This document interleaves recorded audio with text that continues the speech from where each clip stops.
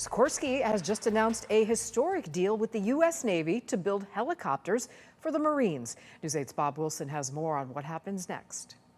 So many times these large contracts, word leaks out ahead of time, but everyone we talked to today had no idea.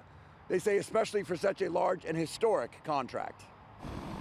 So this is what we're talking about, the CH-53K King Stallion helicopter for the Marines. The new contract is for a maximum of 99 helicopters at a cost of $10.8 billion over the next 5 years. This will not only stabilize job security in the area, but create a ripple effect throughout Connecticut. Sikorsky alone employs thousands of people in the state, but then when you add in their supply chain, you're talking about thousands more.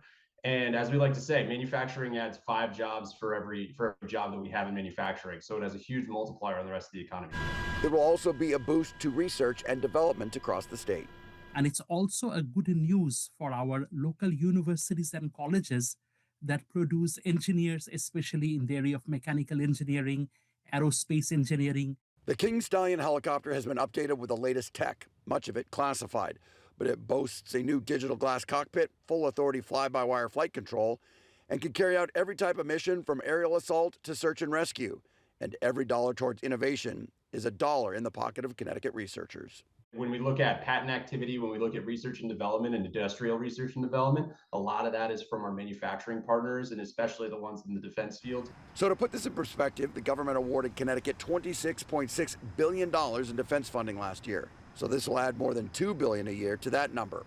The vice president of Sikorsky says, quote, "This award reflects trust and confidence in Sikorsky to deliver these technologically advanced heavy lift helicopters that will revolutionize the Marine Corps' operational capabilities." And lawmakers weighing in, Republicans calling it terrific news for Sikorsky and Connecticut in the workforce, and Senator Blumenthal weighing in, saying this is such good news, especially for one of the top manufacturers of helicopters in the country. In Stratford, Bob Wilson, News 8.